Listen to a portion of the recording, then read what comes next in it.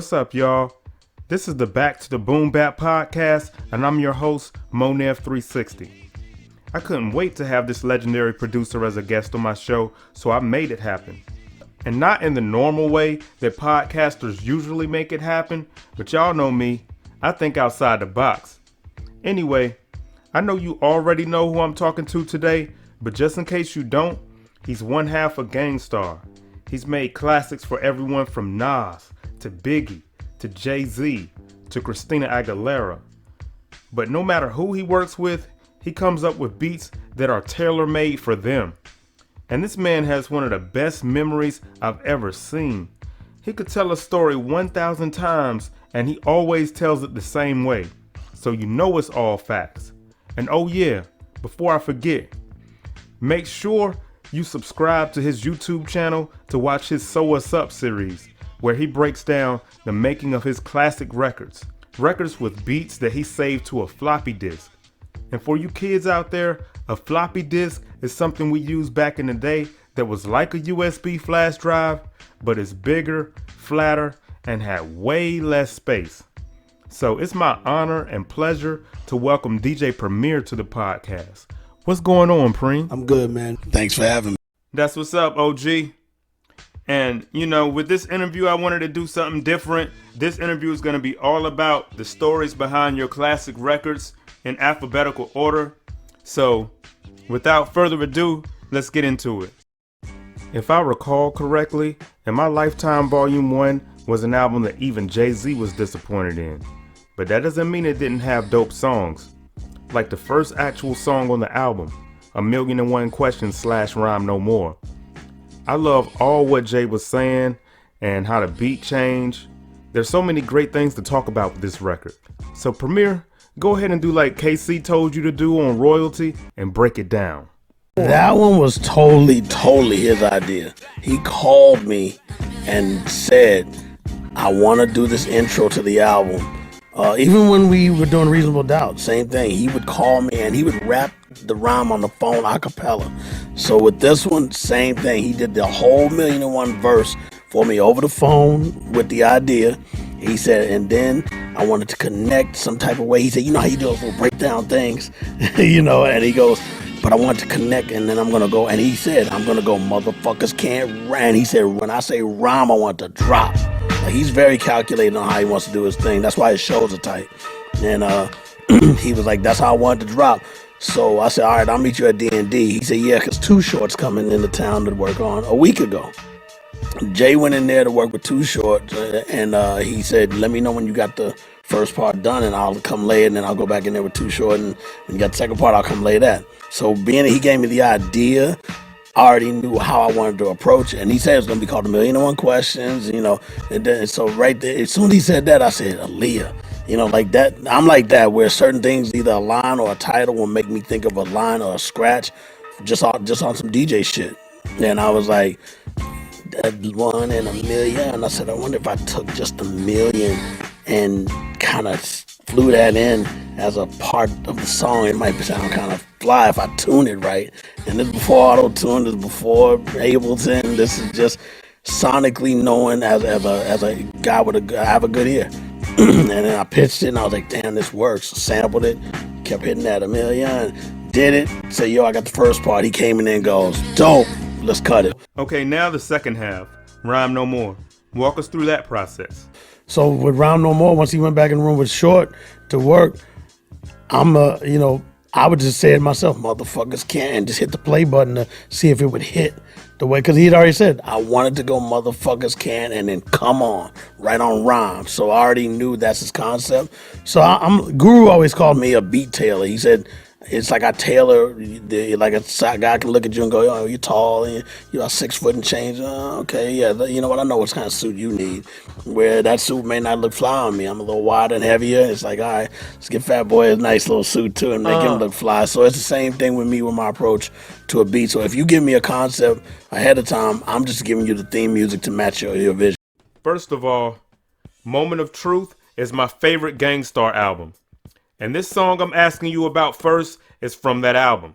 Above the Clouds has a quintessential DJ Premier beat. From the drum programming to like the 1 to 2 second sample you flip, Guru does what he does best, and everybody knows Inspector Deck is just nasty. What can you tell us about the making of Above the Clouds? I remember when Deck wanted to get on the phone to talk to Guru to find out what it's about so he could start formatting his idea. And I got him on the phone and he goes, yo, so what's the song about? And Guru goes, you're mental. And he goes, that's it? And he goes, yeah. He goes, got it. All right, I'll see you at the lab. And that was it. It wasn't like, well, what do you mean by your mental? Like, yeah, can you elaborate more? It was just, got it. You know what I mean? Just like that. Got it. All right, so after Guru told Deck what the song was about, let's get into the writing process. So, like, were they in the studio together writing? Was it like, did they go home, take it home, write it, come back? Like, what was the process on that? Came to the lab, board like this. Guru's right there facing that way. Inspector Deck is on that end facing that way. Boom. They're writing. I was like, yo, I'm gonna come up with an ill intro before the beat drops. Like an ill intro to set it off. So when the beat drops, it's like, ooh, you know, so while I'm working on that with my headphones on, they're down like this, writing and kind of looking up at each other like kids in school, you know, wanting to get the answer of somebody else's paper, like, you know what I'm saying? But they're on opposite ends of the board. They're writing. Every time every now and then I look up and they're both doing this and then look up. How many more you got? And he's like, I got about maybe 10 more bars. Okay, yeah, I'm almost done too. More. How much more you got? You know, it's back and forth. He's like, yeah, I'm almost done. He said, all right. He said, well, I'm going to go first. He said, okay, well, I'm almost done anyway. And, just watching that, it was, there was no discussion. It was just, let's get to it. So we didn't know what he had. He didn't know what Guru had. Hopped in there and knocked it down. And Premier, Above the Clouds is one of my favorite tracks by you. You know what I'm saying? But like, do you feel the same way about your tracks? Like, your own stuff that you do, your own beats? Like, is this one of your favorite tracks, or like, do you just work on it and then it's on to the next one? You don't have any emotional ties to it like that. You just focus on doing more and going forward. Like, how do you feel about your own music when you listen to it? Man, that's one of the greatest records I've done, and I don't even sweat my own stuff ever like that. When we make a record and we just finish it, then I'm like, woo, we do all that. I don't know if other artists do it, which I'm sure they do. Yeah, when you feeling something that you know you did it right, yeah, you get a little amped, but not the way it's like, yeah, we got better than anybody. None of that. It's just, you're like, woo, wait till you hear this one. And that one had that effect. So, Above the Clouds, man, that's a major contribution to Gangstar legacy. Love that record. Thank you, Deck. Word. I definitely never like to go straight for the obvious choice, the hit maker of the moment and whatnot. I think that doesn't challenge me in any way, and I find that to be pretty boring. Then you start sounding the same as everyone else, because everyone has their own particular style and way of doing things. So I wanted to think a little more left field, and I've always been a huge fan of DJ Premier and what he does for, a lot of the hip-hop genre. He's never crossed into a quote-unquote pop world whatsoever. But he takes a lot of, I've noticed, elements of jazz music and pieces them together, these obscure samples and whatnot, that has that authentic grit that is so hard to recreate nowadays. That audio that I just played is of Christina Aguilera talking about what she liked about working with you. So let's talk about Christina Aguilera for a minute. When she first came out with Genie in a Bottle, I kind of knew she could sing, but I wasn't like blown away by her. But over the years, I saw how great she was. But when the Back to Basics album came out, that's when I really grew respect for her. I heard this album in 2007 because I checked the CD out from the library on base when I was in the Air Force. The stripped album era, that won me over, but when she worked with you for Ain't No Other Man, I was like, this is my girl right here. Nobody better not say nothing bad about Christina around me. Sometimes when I make a beat, I actually hear the beat in my head, but I won't have any samples yet that I'm gonna use. So I start looking for samples that sounds like what I hear in my head. If I'm working with like Christina Aguilera, good example. Once she told me what she wanted out of me to blend in with her style, and I wasn't really a fan of hers because I know she could sing very well, but I wasn't really into her type of music. But who wasn't familiar with Genie in the Bottle and What a Girl Wants and doing the Lady Marmalade record with Kim and Pink and Maya. So I knew those records, and I knew, of course, Beautiful, which was a dope record. So let's talk about the Ain't No Other Man track specifically. What's the story behind that one? Well, with Ain't No Other Man, we were actually done, and she said, well, we work on one more. And we had already done other stuff.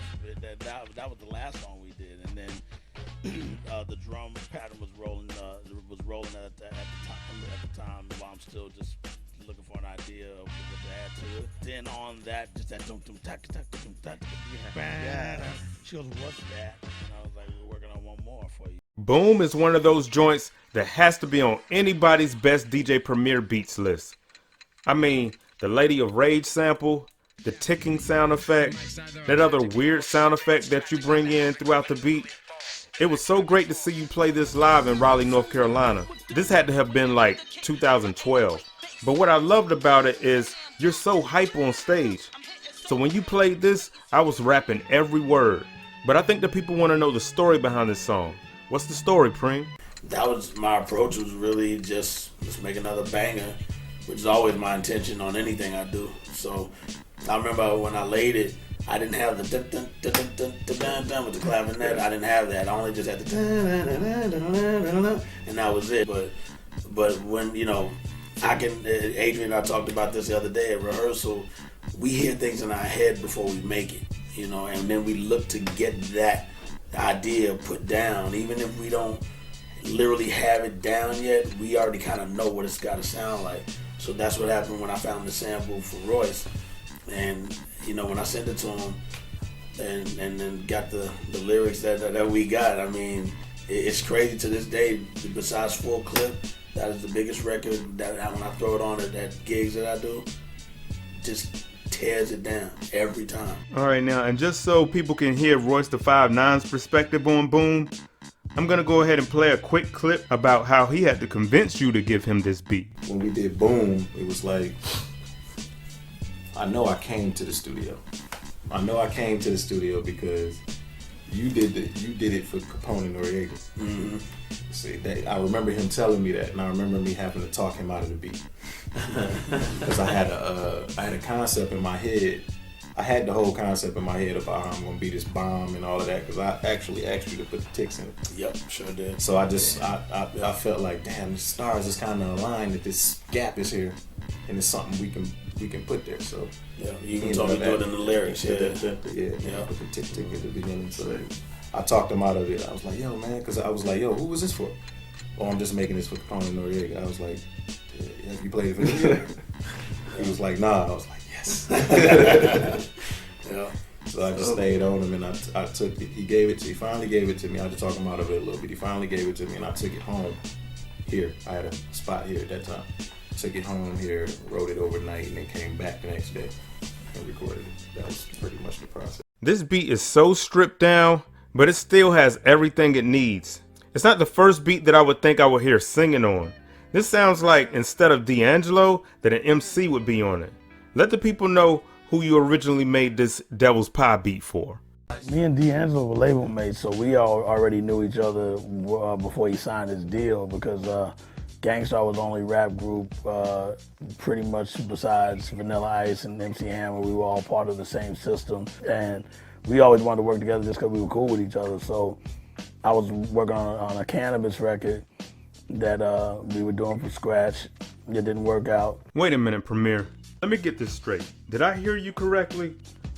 Cannabis could have had this Devil's Pie beat, but he turned it down? Is he insane? I'm sorry, I just had a moment. Continue your story, Premier. I was leaving and my phone just happened to ring just on a humble. And it was D.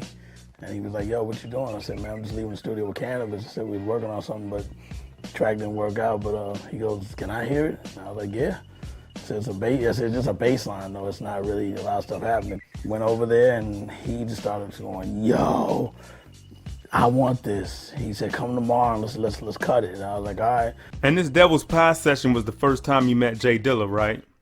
There's a picture of us from that session. This was me, Jay Dilla, God bless him, and Alchemist, a young Alchemist, and D'Angelo, and his trainer was there because he was getting ripped up.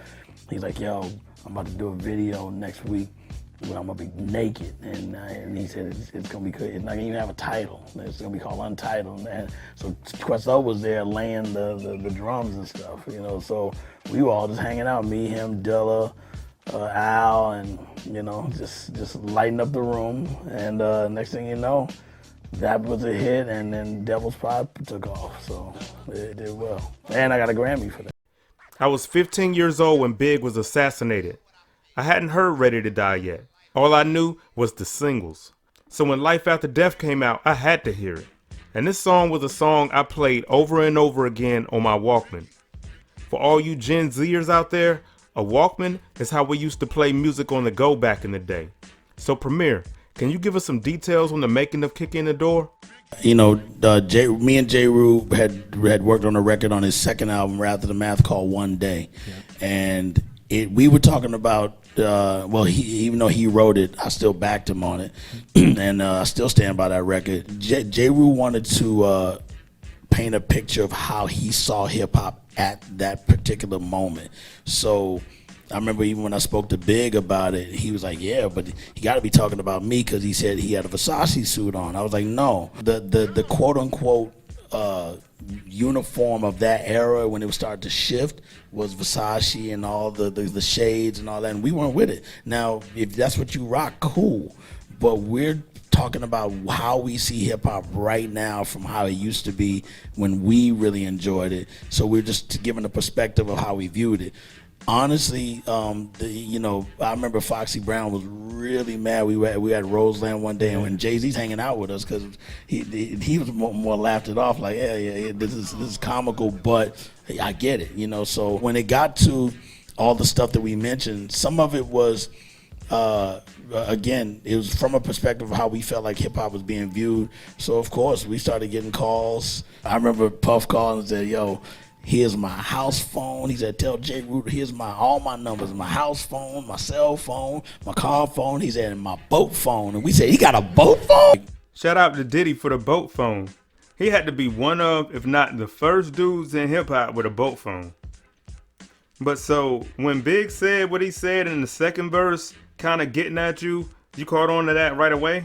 You know, if you know the streets and you know how to understand lyrics, you know exactly what it was. Big had just had the car accident, so he was on a walker. And when he had to go to the vocal booth, we'd have to escort him and help him walk because he was really, really in bad shape. And he had to rhyme in a wheelchair because he couldn't stand up long because his hip was really hurting. So when he got to the booth, he said, you know, just stop me if it offends you. And I was like, nah, it don't offend me because I understood if it bothered you that much with the record we did and we weren't ashamed to put that record out, say what you got to say. You know, it's on wax. No one got hurt. You know, and everything's everything. And then at the end of the day, we're all good. You know, Puff and us are cool. I see D-Rock and everybody. I support what they do, and they support what we do. You know, this was an interesting time in hip-hop. It was kind of like an underground hip-hop versus shiny suits type of deal. Ironically, there were dope MCs on both sides of the battlefield, though. So, for every J. Rue and the Roots, there was the Biggie and Jay-Z. But let me switch gears now and ask you about the process of making the beat. You sampled Screaming Jay Hawkins, I Put a Spell on You. The timing on that music of that song is really kind of unorthodox. What made you decide to flip this particular record? With Kicking the Door, I was just making beats that I felt like would work with Big. Puff wasn't really too crazy about it at the beginning. I said, well, let Biggie hear it before you turn it down because Puff is the boss. So we showed up like 8 o'clock. And he just, your rain on the top was short like leprechauns, you know, and it was just traditional Biggie. These records that we usually sample, your parents usually have them. Screaming Jay Hawkins is one of the records that was in our household, but I knew his style is not normal, and I'm not normal. I'm very left field.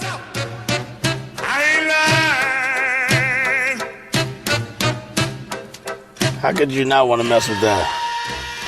Bum, bum, bum, bum, dun, bum, dun, bum. You can do a waltz, you know. And so how do you make that go boom, boom, boom, You know, like, that's when the scientific part comes in. My second favorite Gang Starr album is Hard to Earn. Mass Appeal is the first single from that album. I remember that one of the hip hop magazines I used to read back in the day had the lyrics in it. That's how I learned the song.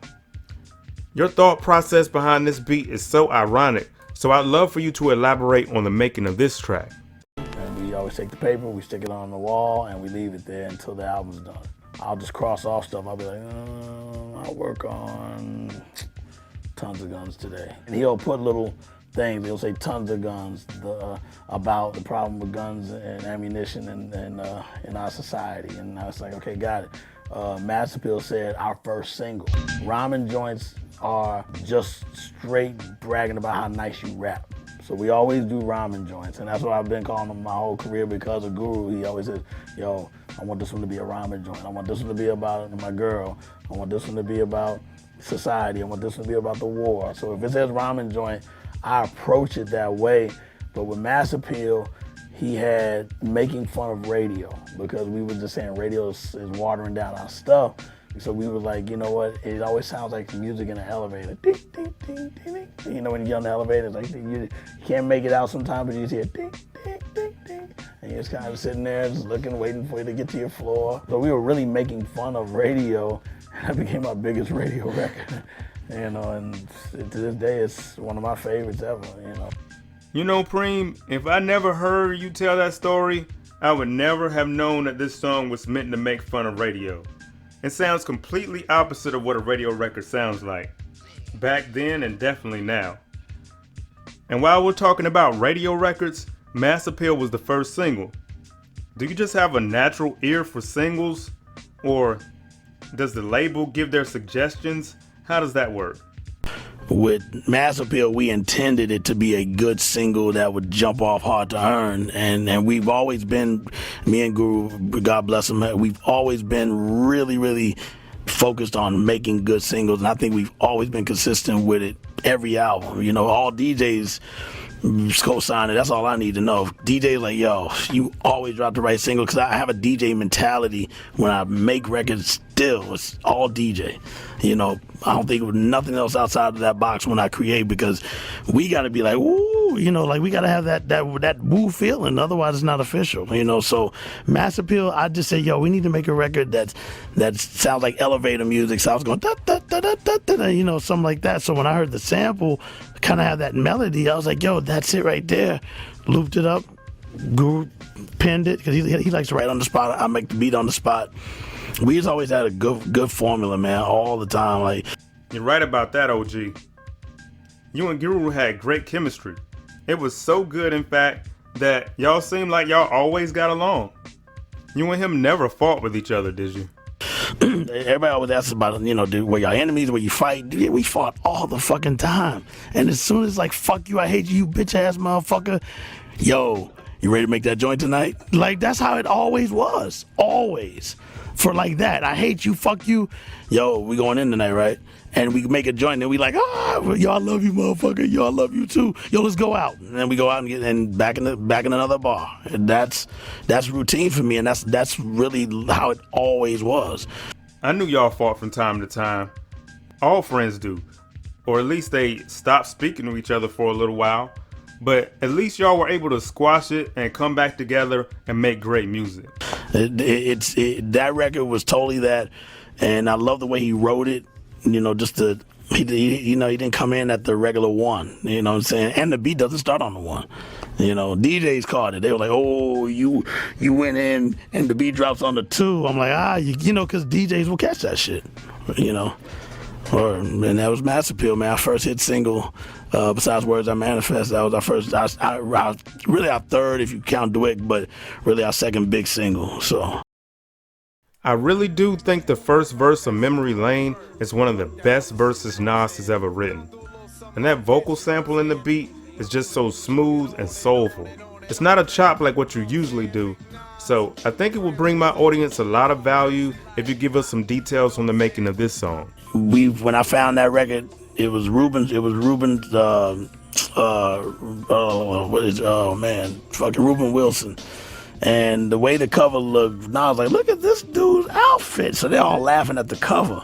But I put on that dun, dun, dun, dun, dun, and he was like, yo, that's that dude on the cover? I'm like, yeah. He's like, yo, make a beat out of that. I'm like, the groove is cool, but I could do something. Because when Nas always thinks it's got to be dark and mean and ill because of the way his voice is and the way he flows. But he said, I want something more musical and melodic, like we're having a good time. So I was like, all right. And I looped up and just threw some drums, just some basic drums, a little simple pattern. And when he cut the vocal, I was like, ooh, all right. I changed my mind. It was the vocals is what did it. And what he said, everything he mentioned that I knew about, you know what I'm saying, even from the gangs back in the days to, the Supreme Team to just what we were wearing back then. Like, it made you go, wow. I felt like I was there again, so memory lane popped off. This video is sponsored by Monev360 of Back to the Boom Bap's drum kit called Back to the Breakbeats. If you're a boom bap producer, you'll definitely want to get this drum kit. It has kicks like this, snares like this, hi-hats like this, and drum loops or breakbeats like this. So you can use the drum hits, you can use the drum loops, you can chop up the loops, you can use them as is, you can do whatever you want to do. As a matter of fact, the beat that you listen to right now was made with this drum kit. It doesn't matter what DAW you use or what hardware you use, you can use this drum kit. So if you want to make dope boom bap beats, then you gotta get Back to the Breakbeats. It will be linked in the description or in the pinned comment below. I always kind of liked Limp Bizkit. I remember seeing the video to their song Faith, and of course Nookie, but I obviously never thought Fred Durst was a good rapper. But he actually sounds pretty decent on this song, and Method Man never disappoints. So tell us the story of how In Together Now, came together. Yeah. What made me do Limp Bizkit is, my former manager, at the time, Patrick was like, will you do this? I was like, no. He said it's paying triple what you make. I was like, no. I said he can't rap that nice. He goes, Method Man's on it. I said, he is? I said, let me hear it. And this is before you could email and stuff. It was, I'll send you a CD or a cassette. I heard it. I was like, Meth's cool. And Lethal, DJ Lethal, shout to him. That's the homie. He did the original beat. So when I heard it, I was like, it don't really need much.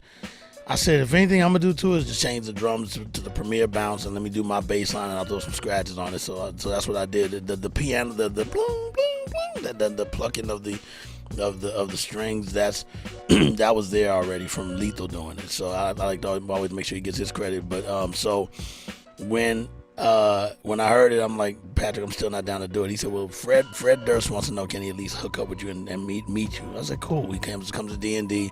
We kick it. He goes, he said straight up, I know you don't like me. You gotta love Fred. Fred's good people. He said, I know you don't like the way I rap. You think I suck or whatever. This is a dream of mine to do. He goes, let me just tell you something. I have your Tape Kings tapes. I was, now this is street shit you gotta know. And he goes, and I love that G-Dep Head Over Wheels. Now that's below super underground. I'm like, you know about Head Over Wheels? And he goes, yeah, man, that's my jam. He starts quoting the lyrics. I'm like, let's do it. That's so crazy to hear, Premier. It's like you can never prejudge a true fan. I remember Fred Durst telling that story on Rap City back in the day. But like I said, I don't know. It's something about this song. Maybe it was the video. Maybe it was meth. Maybe it was your beat. But when I play this song, I'm rapping along with Fred too. Yeah, and that's me re-recording him. That's the best I could get out of him. I was like, you gotta, because it was already recorded. Like I said, the demo version was he already had the vocals with when Lethal did it. I said, just recut it with me. I'm very meticulous about vocal cutting and coaching the rhyme, and fixing the things up. And then when he did it, that was the closest I could get it. I said, yo, give me some like acapellas of you saying this and like Limp Bizkit and getting on down, stuff like that. And that's where the scratches came from. I made a quick little acetate and scratched at the end. And then that led me to him having me DJ his his pajama party at the Playboy Mansion. So man, I was able to experience Playboy Mansion because of him. I remember, God bless him, Hugh Hefner said, "All I want to say is thank God for Nookie." Ever since Nas's second album, It Was Written, many critics have been dissatisfied with most of Nas's albums. Sometimes I agree with them, other times I don't, but I Am is one of those albums where I think the critics and fans who didn't like it were wrong. But we all love Nas's Light. Talk about that track for a minute. I gotta tell y'all something about this Nas's Light. This shit is crazy.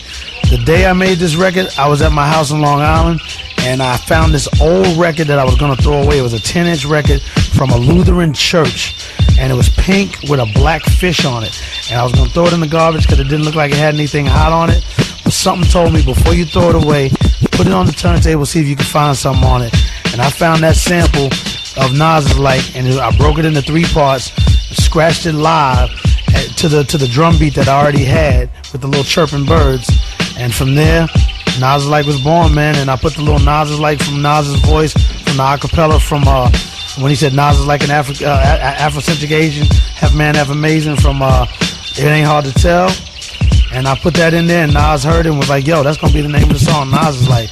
And that was my first single with him, and still one of the funkiest records I ever made. Nas is Like, y'all.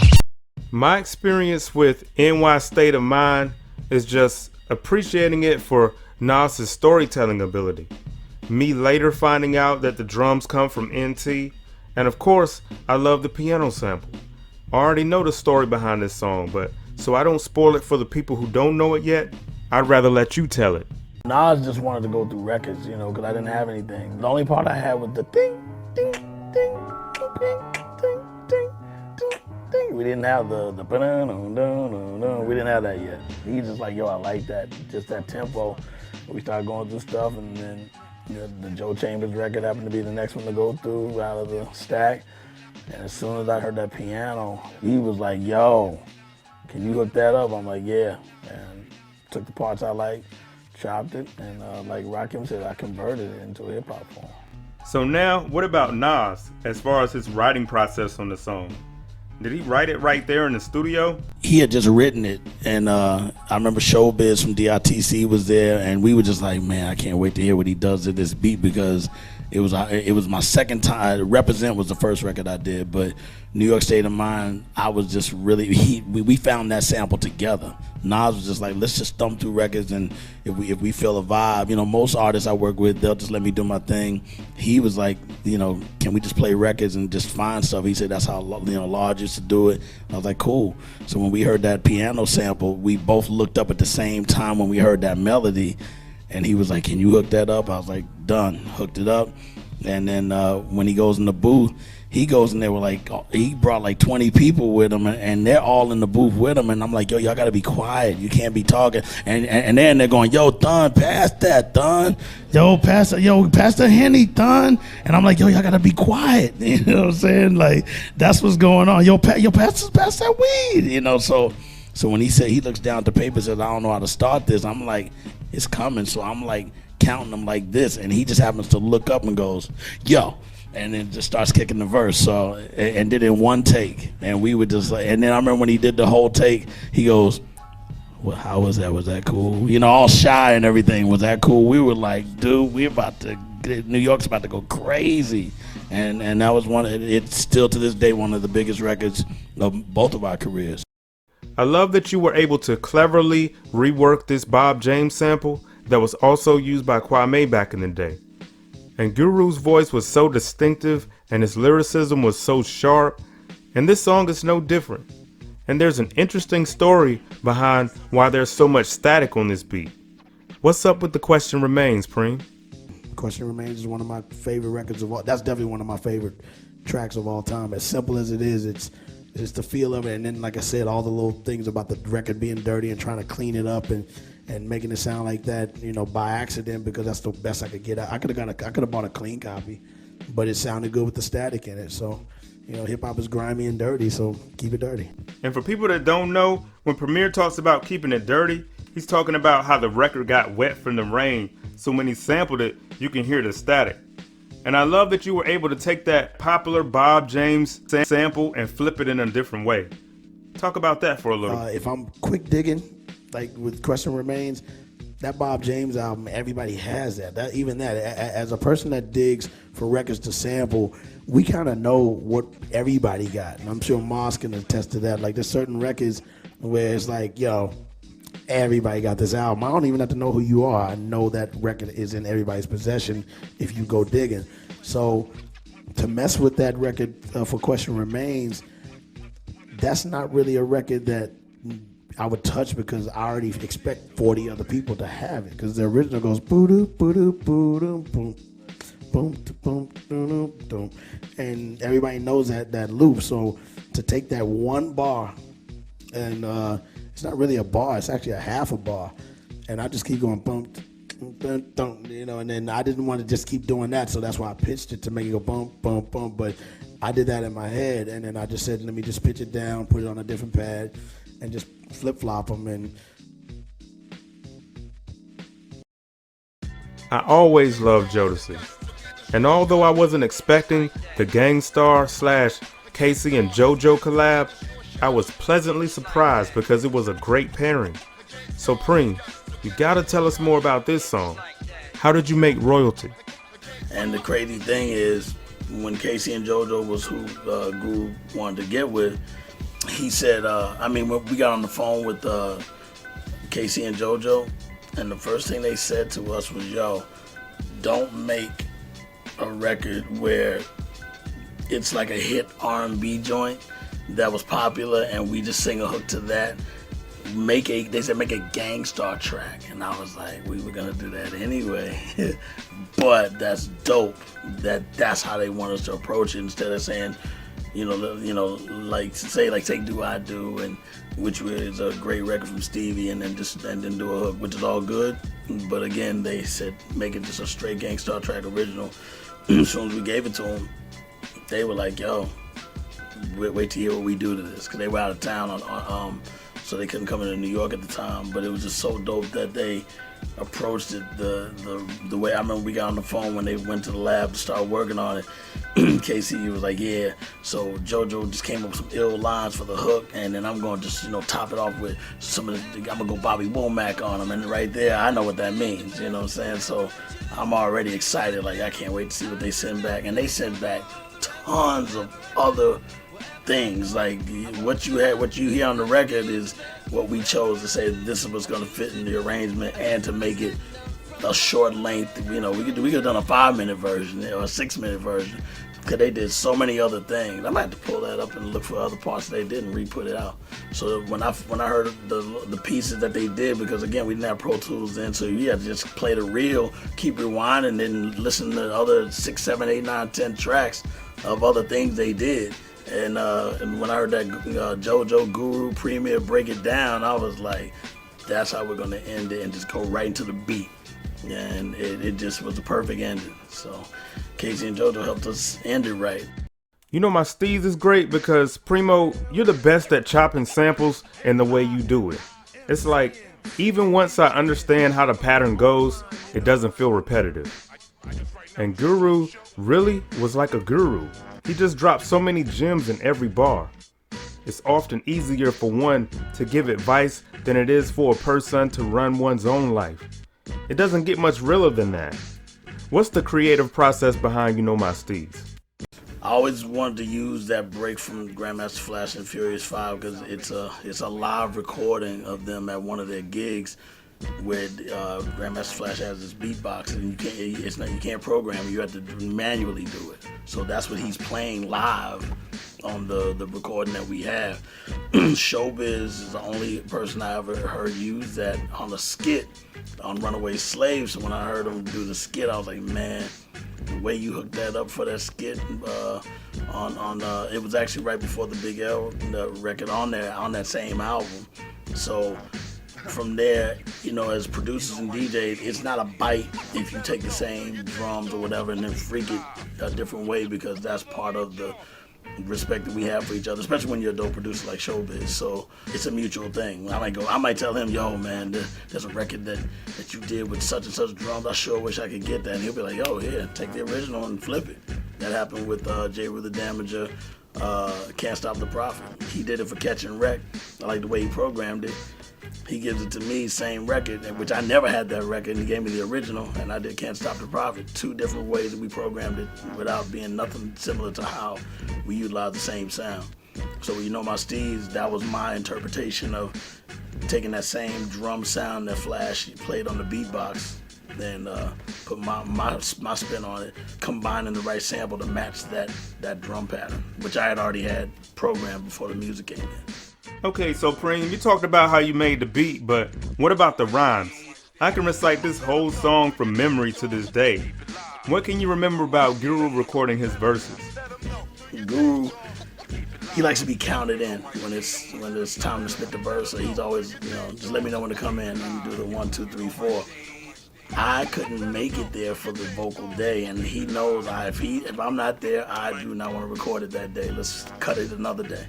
He's like, nah, I got it. I think I know the spot. And I'm like, okay, just remember, you got to come in on this part. It's like the 1. And when I got back I had to go down south for the holiday. I come back the day to listen to it. It was before internet and just MP3. And this is, either I FedEx you a CD or a cassette, or wait till I get back in town to hear it. Boom. He didn't come in on the 1. He came in on. It was a suspicious character stress, so he actually still had 2 more bars before he was supposed to come in. But the way he came in is the right way. After hearing it, I'm like, you know what? I have no argument there. I'll shut up on that one. DJ Premier, I thank you so much for taking time out of your busy schedule to have this conversation with me. Wink, wink. Are there any final words that you want to say to the people out there listening? Maybe advice for producers or anybody who wants to have a career in music, or anything you want to say, really. I just mic for my glow. I just mic for my